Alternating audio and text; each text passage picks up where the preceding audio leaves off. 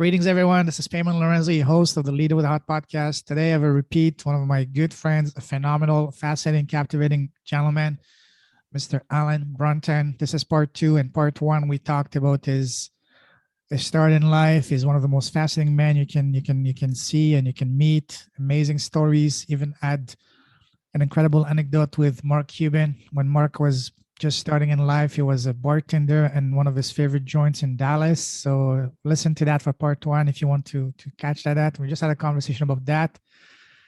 Wow, so there's a lot more we can cover today. So Alan, my friend, welcome back on the show. Thank you so much again. I mean, it's really an honor to do part two with you, and even talking now, might be doing 3 and 4.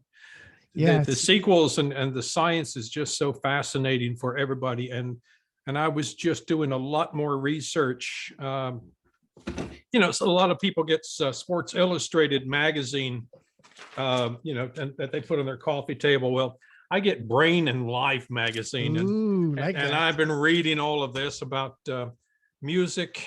New articles coming in of how music affects memory.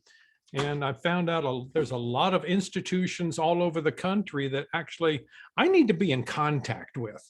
So no, it's always something new to learn how we can optimize our own behaviors and thoughts. And so, yeah, I would love to be able to share all this research I've been doing, because I get up like at 3 o'clock every morning. Wow. And I get about. What time do you sleep?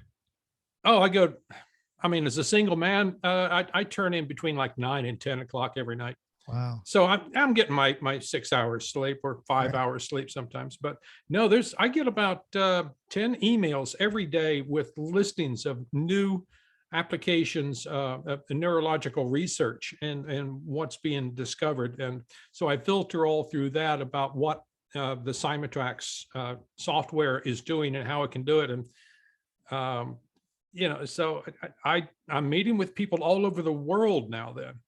I had somebody IMing me at 4 o'clock this morning who was over in London, and I was like, okay, yeah, well, let me just change out of my bathrobe and put something else on. And you and I can have a talk and a discussion. But no, this is really an honor. I greatly appreciate, what you're doing.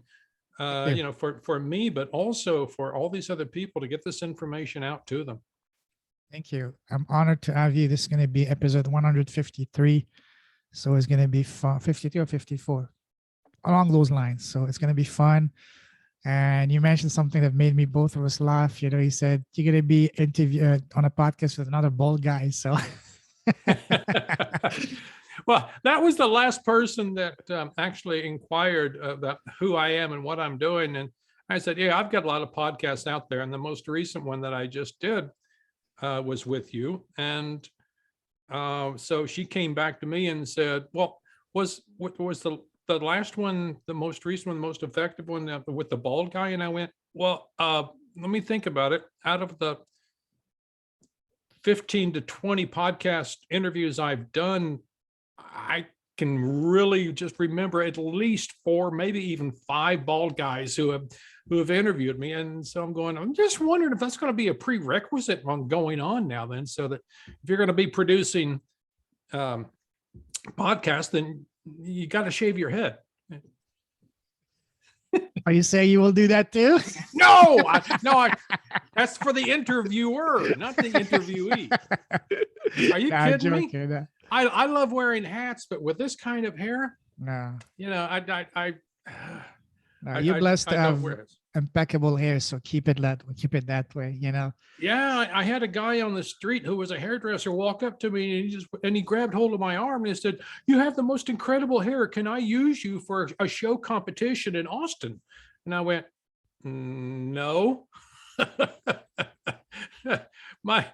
The guy who cuts my hair right now would be a little bit perturbed about that. So anyway. Yeah.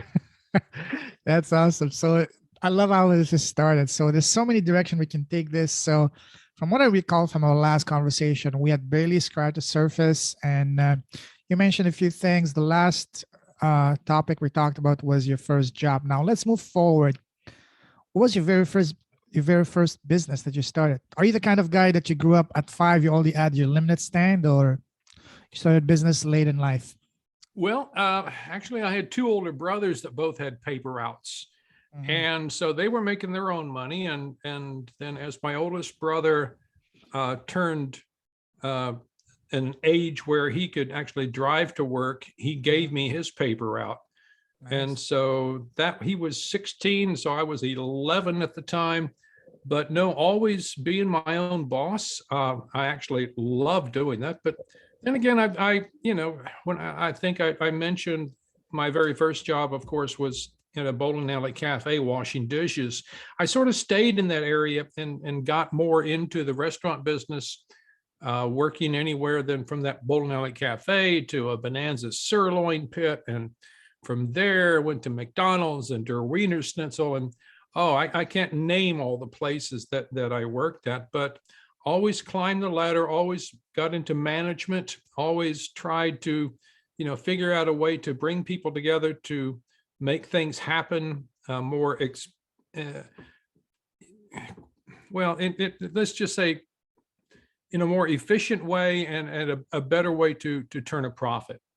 And when you're working with a crew, I remember when I was at McDonald's working then with a crew of, like uh, 15, 20, 25 people on the floor at one time, it was a team effort. And to Sure. motivate the team, I don't understand why they still use the term managers, because it was more like a sports team. And I was like the coach. I Wow. was leading by example, and I was actually offering all kinds of suggestions for the new people to come in, a better ways to be able to do all kinds of things, look at a different approach, ways to be able to talk to the customers, to efficiently get the sale, upsell, et cetera, et cetera. So no, I would say, I'm trying to remember how long it was between that and singing opera. And then also while I was going to school, I would be like a paid professional soloist in churches, so that the church choirs could actually perform more complicated music. And most churches actually do that. They do hire what I call a hired gun to come in that actually knows how to be able to read music, study it, spent quite a bit of time of their lives learning how to perfect that and own it, so that the other people around can come in and listen and try to absorb some of that technique and learning. But I remember one of the first companies I started that was outside of that, and that was a company called Allegro Data Systems. And what I was doing was, there was Sony had put out a piece of software where you could take, you could load it onto your PC, and then you could take like a reel to reel or even a cassette and play that into your computer, and then it would digitize all of that. Well, it was very necessary because, I mean, reel to reels were the standard for such a long time. I mean, still even today, a lot of tape is being used instead of being digitized, but for quality. But just like old film, this magnetic tape was deteriorating and falling apart in pieces if it wasn't kept in a very safe place. Um, Watching, what the temperatures and humidity, et cetera. So to back all that up and to preserve that, we needed to digitize everything. And that's exactly what I did. I created a website, had people from all over the country sending me their magnetic tape, like I said, reel to reels and cassettes, and I would take those and put those onto gold CDs, which was the standard that the Smithsonian Institute Library was using. And I forgot the manufacturer, but the gold CDs were guaranteeing that it would hold the data for 300 years. Wow. And it was about 20 times more expensive to use one of these CDs than a regular Sure. CD, but that's what the standard was. And so, no, I got people from all over the country, actually different countries. But I would say my most famous, I know I did opera companies and symphony orchestras, all of their archives. But the most famous one I did was the Scripps Institute of Oceanography out in California. And I got to be able to digitize one of a kind, one only existing recordings of Jacques Cousteau whenever he was doing a lot of research on the boats. And it was just so very interesting. But on the funny part of it also, I had I to grew up listen to watching his shows. I grew up in France, and Jacques Cousteau was, an idol for oh us. yeah, he was like an assistant god over there. Oh yeah, oh yeah. Yeah, he had the French name and the French look, and just but one of the awful things about Allegro data systems was that Scripps also sent me out about 20 hours of recordings of the mating season of the humpback whale.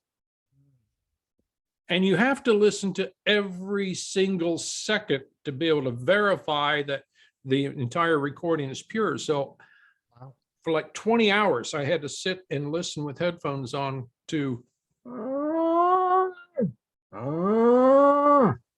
it was like, oh my gosh, I had to take time out, because just listening to that sound all over and over. So the journey has been fun, but no, I actually sold that business back whenever I got married, and my wife and I had a bed and breakfast in a 4-star restaurant out in East Texas. And there was still, and that business is just so time consuming. I didn't have time to go on with Allegro data systems. Wow, that's amazing.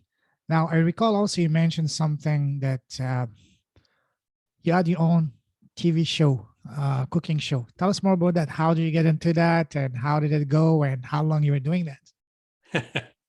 Well, the concept actually came about because I was singing with the Dallas Opera in the chorus, and being a single man and knowing how to cook. Oh yeah. Lots of times I would have a date come over, and let's say, it wasn't the first date, of course, come over to my place, and I would cook a nice meal for her. Well, I thought, well, let's just get a little bit more involved. How about if I theme the whole thing? And okay, so I'm singing in the opera, and all these people are in costumes, and it takes place in this one country. And sometimes whenever we were on stage, we would actually have real food there. And so we would try to theme our food according to what the storyline was of the opera that we were singing. And so I said, well, I can do that at home and impress this girl. Let's add another step to it.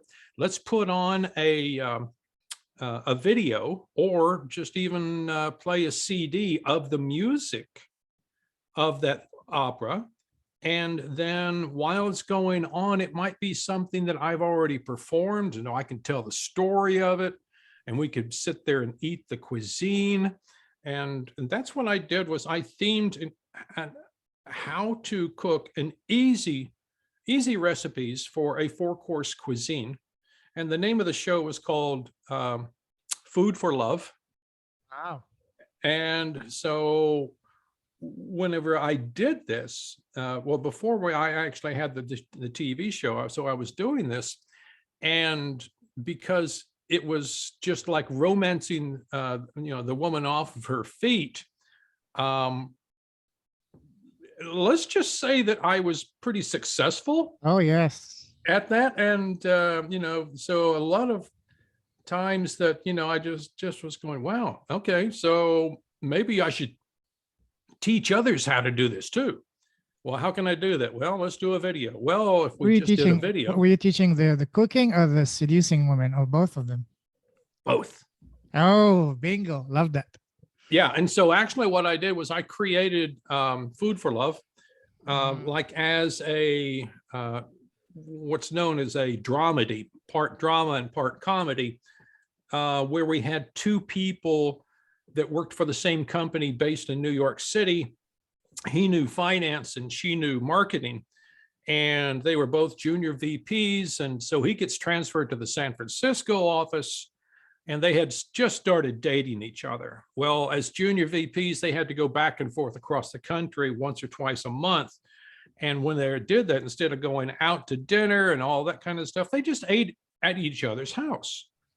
And so that's what the whole show was about. And like I said, he knew opera and she knew musicals, because she used to be in musicals and he used to sing opera.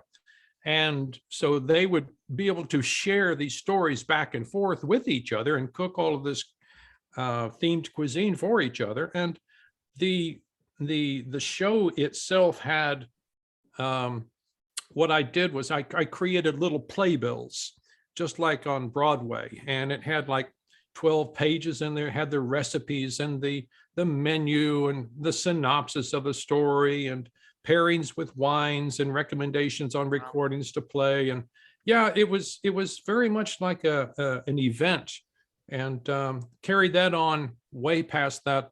Actually did fundraising benefit parties using that for different opera companies and symphony orchestras. How did that transition from you doing it for fun and teaching people around you to being on TV? Well, it was actually at on 3 different stations here in Dallas, Texas, on the cable access channels. Mm-hmm. And, it showed for about a year and a half, but there wasn't that much pull because opera in Dallas, Texas is not very popular. The only markets that I can think of right now that back in let's see, when was this? We did this back in 2002. The only markets back then that I think that could have supported it would have been New York or London. And, maybe Paris, but the Paris, the Parisians, not just Parisians, but most French that I come in contact with still feel like, oh, we did not make it in France. Okay. So so I didn't even try to even think about going to that market, but no, it's one strange thing. All the travels that I have done by singing opera in all these different languages, I have never been to France. Oh, that needs to be corrected, my friend, once the world reopens. I really know that. No, I actually used to date the lead model for Christian Dior, and her whole family, they were all from Paris. And I got a lot of knowledge about the way that Parisians are from them. But you can't, and I understand you can't mold all of France into the people from Paris. I'm just looking forward to it. I will tell you, as someone that grew up in France, yes, Paris is nice to go and just get the mandatory pictures at the Eiffel Tower and all that places. But I would just like, for example, New York is not the US. Right. London is not the UK. Paris is not France. The real France is outside of Paris. I grew up in the southwest of France, close to the Spanish border, south of Bordeaux, wine country. We had some of the best white wines in the world called Jurançon over there. The food is to die for in the south of France. So when you go to France, I recommend go outside of, spend maybe a weekend, whatever, depending how long you will have, but go as soon as you can outside of Paris in every direction. That's where, as we say, La France profonde, the deep France. This is where the real France, essence of France is. The people are infinitely much friendlier, more authentic. And this we'll see when you go to the small towns. I grew up in a small town, 100,000 people. Still, we had cobblestone streets and downtown, it felt like we had those horses and horse carriages. At the time, it was just for tourists, but still, it gives you almost in a way to travel through time, into medieval time. You still have the castles. So go in this and outside of France, whether you go in the east, Alsace, south, west, whatever, north. But I would highly recommend the southwest, close to what we call the French Basque country, close to on the feet of the Pyrenees Mountains. Yes. This is the place that, is considered the California of Europe, because this is where all the Northern Europeans go to retire, as the best weather in Europe. The great food. You're an hour away from Atlantic Ocean. an hour away from Spain. So you have tremendous varieties in terms of seafood and local cuisine and some of the very best wines. I can say for a fact the best white wines in the world, Jurançon, right where I Mhm. grew up. And Bordeaux is just 2 hours away on the TGV, is like maybe an hour away. So Well, absolutely it's part recommend of the my bucket Southwest. list. It's Absolutely. part of my bucket list to actually go to the Escargot Festival and Oh, maybe even yes. Frog Legs Festival, and just sit there and munch and drink and you know just When you go, let tell. me know and I will give you some pointers because All right. France is amazing. No, you will love it. So when you did the show on TV, so you said it's for a year and a half. There is a tremendous market right now. You could still do it. You can still, Mhm. just launch a YouTube channel. You don't need a TV. You don't need all the bureaucracy of a TV. Just start your own YouTube channel. Make it as a theme. Target, say, more sophisticated gentlemen that want to cook and in a way more, make it in a theme. Maybe you want to put some nice, you know, um, opera singing on the back or classical music. I know for a fact when I was growing up, sorry, when we moved to Canada, and when I was a teenager here, there was a guy, an Italian elder gentleman. He had a very popular TV show. It was right on prime time around between 12 to 1 p.m. each day, Monday to Friday. It was just very Italian, cooking Italian dishes while also singing Italian songs. And he blew up. And that was in the early 2000s, before the social media craze and all that. So this could be something that you could, do something a little bit similar. You can cook whatever. You can maybe make like themes, like say Mediterranean food. Or you can do one, for example, Monday is going to be, say, Mediterranean. Tuesday is going to be Asian. Wednesday is going to be, whatever, Mexican. You just make a make a theme per day and sing. And that, honestly, that YouTube channel, I can see it within a few months. That can blow up, and then you can get, again. That can be an amazing platform for you to get contacted by the TV networks because they want to see audience. They want to see success. I actually just transferred one of those playbills for you in the chat box, so you can download. This one is from West Side Story, but I as busy as what I am right now with Imagine, yeah. Cymatrax and the company. Yeah, it's I'm still working probably between like 75 and 80 hours a week Oh, on wow. this because it's just my passion. It's really not even work. When I Yeah. get to see my vision come up and come forward to be able to help, so many people, it just really excites me. Absolutely. You want to follow your heart. And I can see that you're passionate about, there's a lot of things you're passionate about. So now that's a perfect segue. Let's talk about your passion, what you're doing in Symantec and all that. And how did you get into that? Well, actually, I got into the company.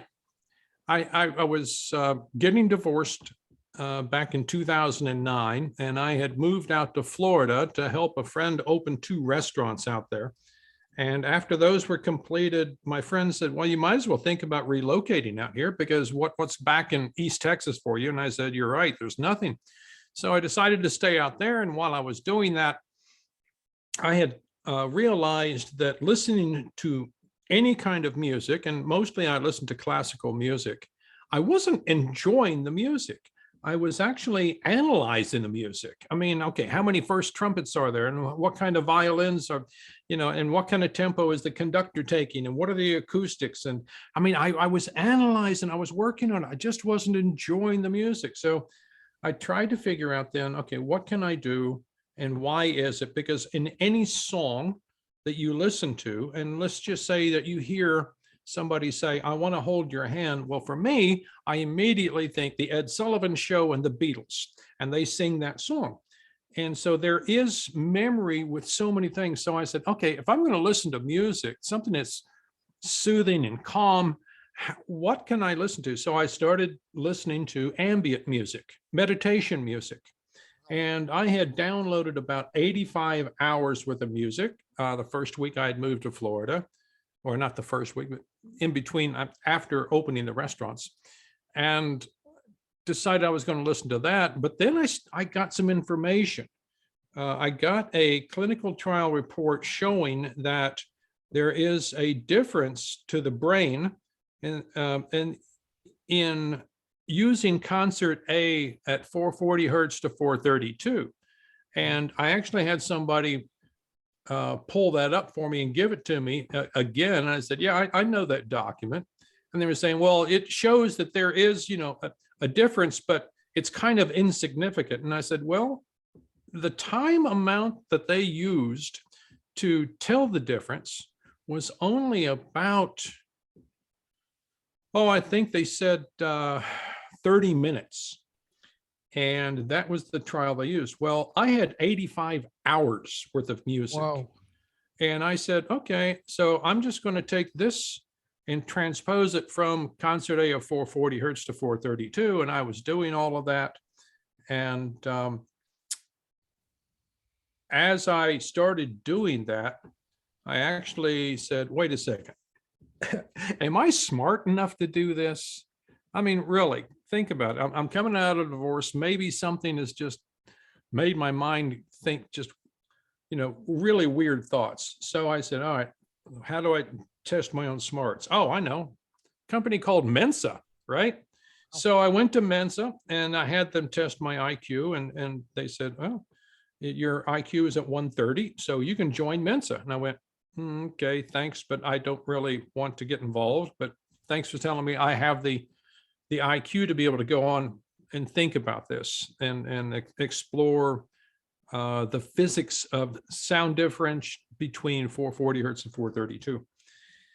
So after completing all that, I would get up every single morning, still in the dark, and trying to filter out any type of unknown thoughts that may occur. And as I told you, when with listening to music, when you hear any type of word, any expression, you always have a memory back in your head that will take away from some of your focused cognitive ability.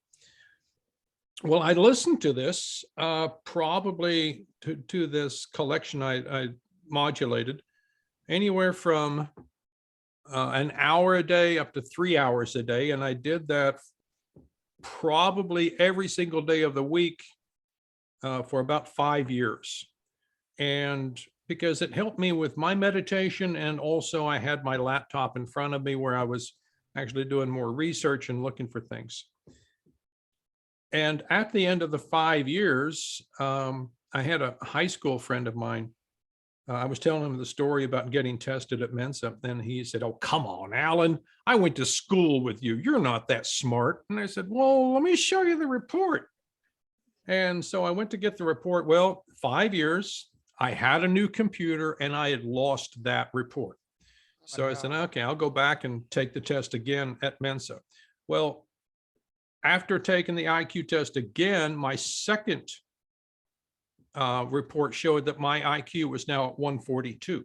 So, sorry, hold that thought for a moment. So when you go to take those IQ tests, what kind of testing and question do they ask you?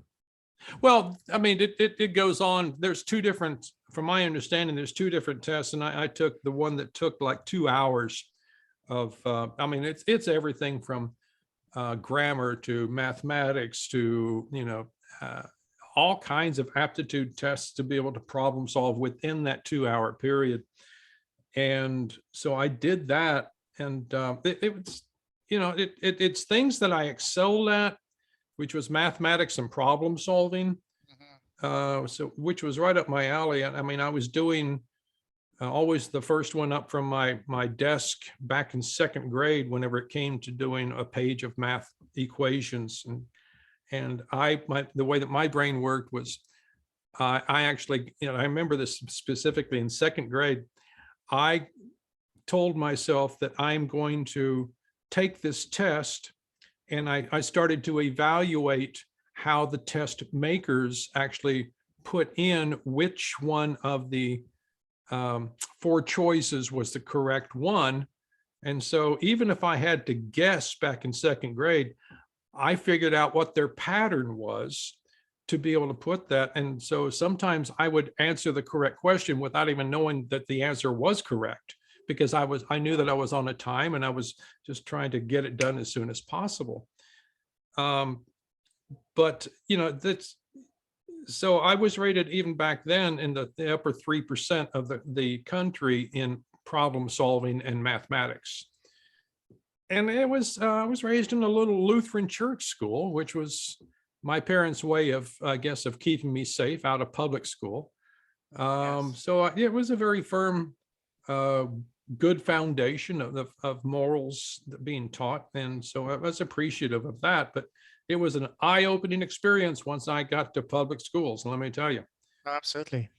Yeah. Anyway, so no, that's where I started getting then into understanding that frequencies actually move matter. And half of the name of my company, Cymatrax, is CYMA, which is half of the word cymatics. And a lot of people are able to look at cymatics. And what I'm going to do is I'm just going to put this up in my background. Oops, I need to change that. We'll go to this. And there. So everybody yes. knows that, yeah, the stereo speaker on its back with a metal plate on top, and they pour fine sand on it. Well, if you look really close at the horizon of that metal plate, you'll see the sand is sitting there bouncing up and down until you modulate slowly to a specific frequency. Well, what we have behind me is the difference between 440 hertz and 432 hertz. And most untrained— Which one is 440? Which one is 432? Yeah, 440 is the blob that you see right there. Okay. Okay. And yeah, and then modulating it just to 432 hertz actually. And here's the difference that you see in this is colored water in Petri dishes. Wow. Once again, on top of a metal plate on top of a stereo speaker. So over here is the 440 hertz, and the way that as compared to 432. Well, you see in the very center here, you've actually combined the energy level to a focal point of maximum value in the very center of that Petri dish, while here at 440, it's spread out so much more. So when we're talking then about in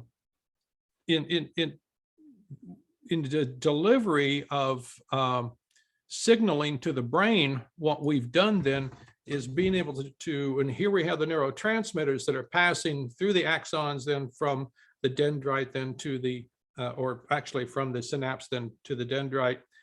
And what we're able to do then is formulate a more pure way of the neurotransmitters, so that they will not lose their energy efficiency. Somebody once described this pattern to me as a 12-gauge shotgun that just spreads everywhere, and it, well, and then they described this one as a sniper rifle. Well, everyone knows the sniper rifle is going to go so much further. So when you're talking then about the delivery of the signal in let's say in a 440 hertz application, you're going to have the neurotransmitters sticking to the walls, and the reduction of the purest signal you can get to the brain as compared to the 432. So even if you were to say that the edge of the Petri dish was the axons of the nerves going to the brain, you can see how something will be able to travel so much further when it does not have anything around it like the 440 hertz does to take away from the energy of that sound wave itself. Yes, makes sense. Wow. So then now you're implementing that in your business. So I remember you shared a story last time with me that was really fascinating. You said you were sitting with one of the members of the Cool in the Gang group. You made him listen to first his original track. He said, "That's awful. I would never buy that." And he said, "Well, excuse me, but that's your production." And then you made him listen to the better version and say, "Wow, this is amazing." So how did you, when did you realize that, hey, this can be a gold mine? This is something worth pursuing and putting my time into it? Well, I didn't really think about it in a way of being a gold mine. It was actually, once I got the software developed, I was thinking that this was just going to be a stress reliever. And I had and compiled a lot of other data showing that a lot of people are so stressed out because of noise pollution. Well, and then I started getting some clinical trial data showing that white noise is noise pollution, that it actually takes away from your cognition. That's the reason why people listen to it to go to sleep, because it does slow down your heart rate. It slows down your respiratory, even slows down the glands in your body from producing essential chemicals. So once I got the software produced, and it took me about a year to find somebody with a skill set to write acoustic-based code, I then went to a friend of mine who is a leading pediatric neurologist at the largest children's hospital here at University of Texas Southwest. And she and I used to sing duets together at church. So she met with me, and I just thought, okay, this is a way that people can listen to music and reduce the stress and tension within the central nervous system. And as I explained it, that's a simple way of telling her. And when I told her about it, she goes, Alan, I get it exactly what you're talking about. I just read clinical trials. I think that we could use your software as a daily therapy for autistic children. Yes. And I went, oh my gosh, there we go. Now then, I have a real global cause and purpose.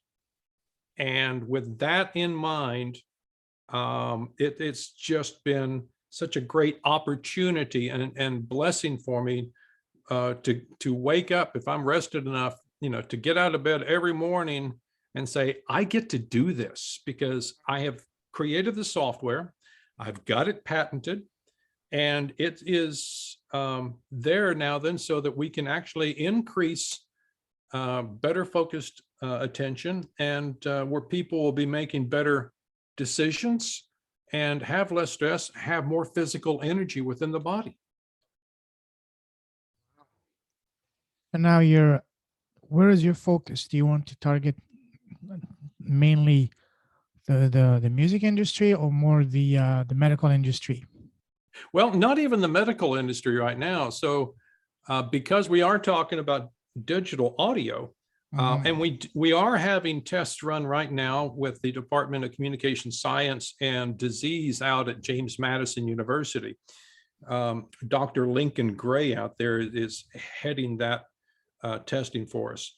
But and the easiest way to test it is on his recommendation that we just take one sentence that has been typed out, and they have had, I believe, 20 different people read that sentence. And with that in mind, then you've got all these different ways of looking at it, different pitches, etc. And that is what they're testing our software on right now, is to be able to show scientifically with the X's and O's then where all of this actually is so much better. But getting back to your question, I'm sorry, I digressed. What was your question? Where is your focus now? The music industry or music, the medical industry? Health. Or both? Yeah. Well, when we're talking about spoken word, once again, we're talking then about digital audio. And, it's just like, you're hearing me right now. There's no music, but there's no healthcare. However, our technology and the algorithm could, and maybe one of these days, the people there at Zoom or Pandora or even Spotify or YouTube, we can use the technology as a plug-in so people will be able to use that. But that's on down the road. So we just decided, okay, so how do we finance what we're doing? And so far, everything has been funded out of my own back pocket. And so we decided, okay, well, who else could use increased focus listening to digital audio? And first thing that came to mind, though, was both online education and corporate training. And I had met with a vice president from Deloitte. Deloitte University is actually outside of Dallas. and I was talking to him about digital audio training for the corporate use. And he said to me, well, the numbers are in that only 8 to 12% of people that listen to digital audio training, which is a $107 billion a year industry, he said only 8 to 12% are totally focused and engaged and remember everything that's being taught to them. The next 40% only retain 30% of what they're being taught because their mind is a little bit more scattered. And the last 50% of the people are totally disengaged. They're already tuned out to what is being presented to them. All they care about is check mark the box, submit that form then to HR, and get on a plane and go home. So this vice president told me they're doing all kinds of research, whatever they can do to enhance the retention of that information, which just sort of said, okay, well, that's got to happen then in online education as well. So he said that they were hiring famous actors and actresses to read the script for them, like Morgan Freeman.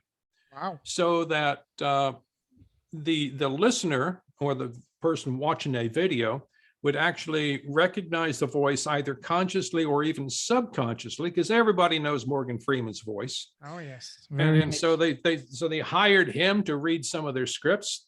And he said, and it went very well, except one problem. The people that were listening got very comfortable with his voice. And next thing we know, they're falling asleep. Yes, I was about to say that. Well, and he said, well, it's not because they're too comfortable with listening to Morgan Freeman.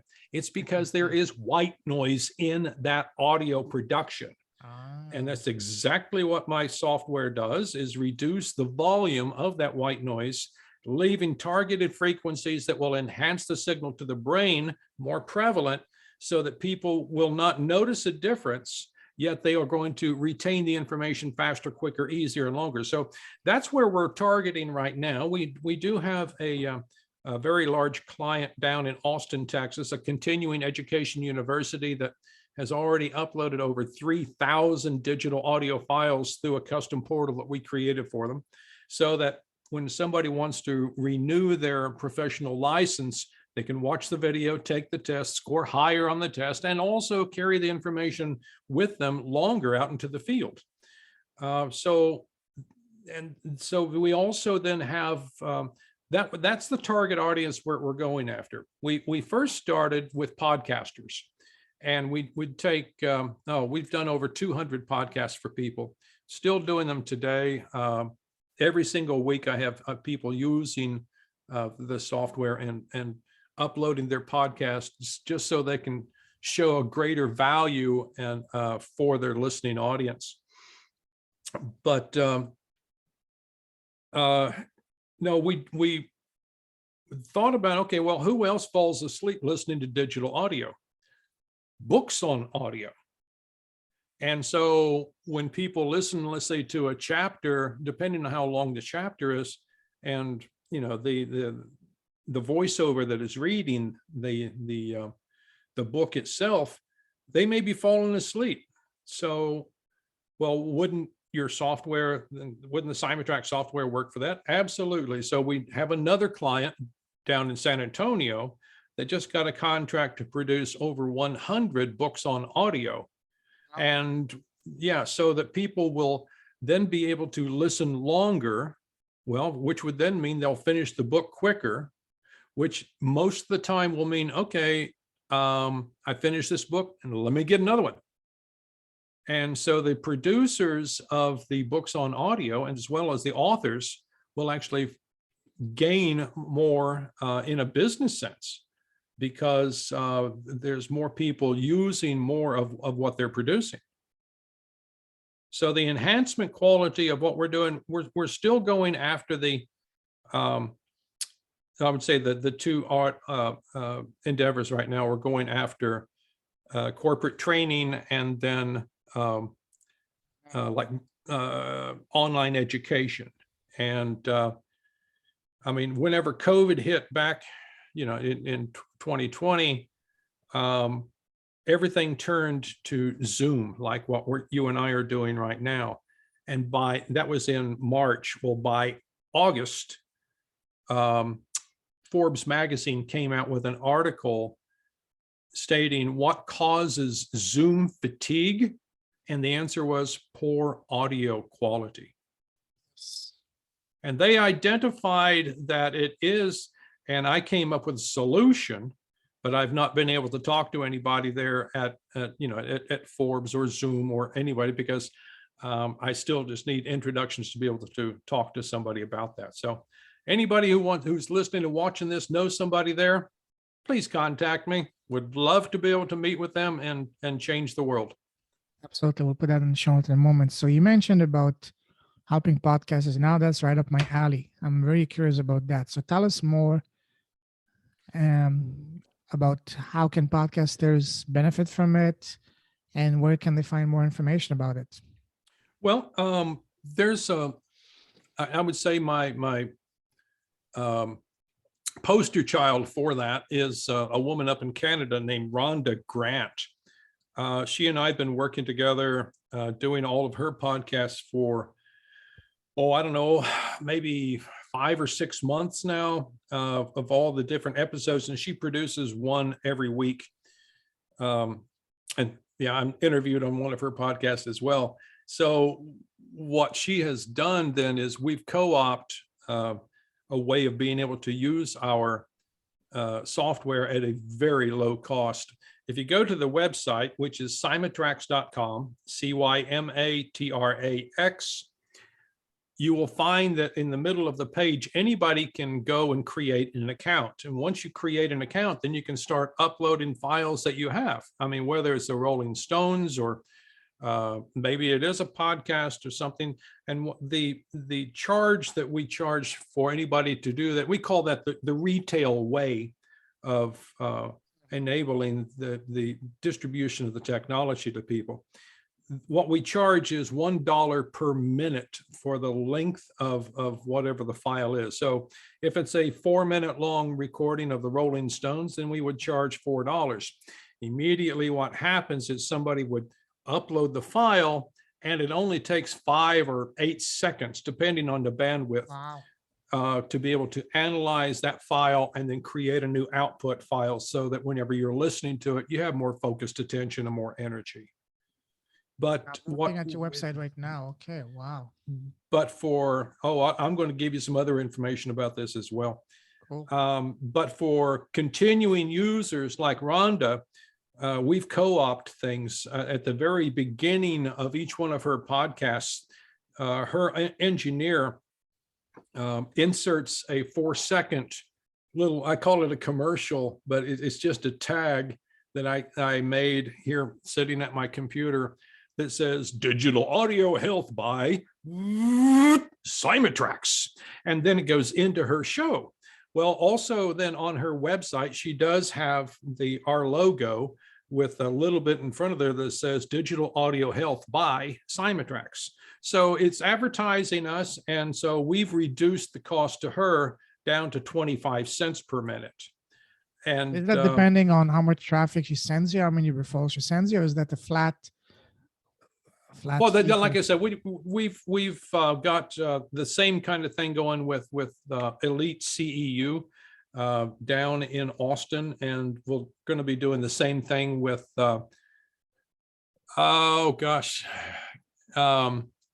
Game Day Media Enterprises down in San Antonio, because they have such a huge volume. Yeah, we're able to customize and allow them within the mechanism of the internet to upload files at no charge, but we're able to keep a record of what their use is, and so we're just billing them like at the end of a quarter. Amazing. But wow. But also, here's something else that the viewers might want to take an advantage of. When you sign up on the Cymatrax.com right now, and you create an account, you get a free week, 7 days without charge. Wow. Okay. Yeah. So you can sit there and upload files. We do have a capability right now that I know of uploading 25 files at one time. You can upload it and then leave and come back and then download all those files. Now, let's say for this podcast, most of Rhonda's podcasts are about 45 minutes long, and it usually takes about, 20 seconds to be able to create a new output file for her. That's it. And so if you have like in your library, or any other podcaster has, 20, 30, 50, 100 podcasts, yeah, you could actually render all of those out, very quickly, and before you go to sleep, come back, download what the new files are, and then upload those to whoever who's distributing for, whether it's Would it be iTunes for or audio files or video files or both? just audio files. And at the moment, the only two files that we do accept are MP3s and WAV files. Okay. So yeah, if you do have a video like this, what you're producing right now, yeah, you just rip out the audio from underneath it in your video editing software, and then create that as an MP3 or a WAV, and then upload it and then bring it back. That's exactly what Elite CEU did. And like I said, they had over 3,000 audio files that they wanted to upload. That's amazing. Wow. Love this conversation, Alan. This is, once again, we're running out of time, but we may have to do a part 3 in the near future. We'll do that. So if someone wants to connect with you, what's the best way? What's your website? What's the best way to reach out to you? Well, the best way, I mean, you can find me on LinkedIn, Alan Brunton there. There's, I think, a couple others that have accounts, but I'm the main focus there. You can find me there on LinkedIn. You can contact me at info, I-N-F-O, at cymatrax.com, CYMATRAX. Or you can just go to the website and inquire there.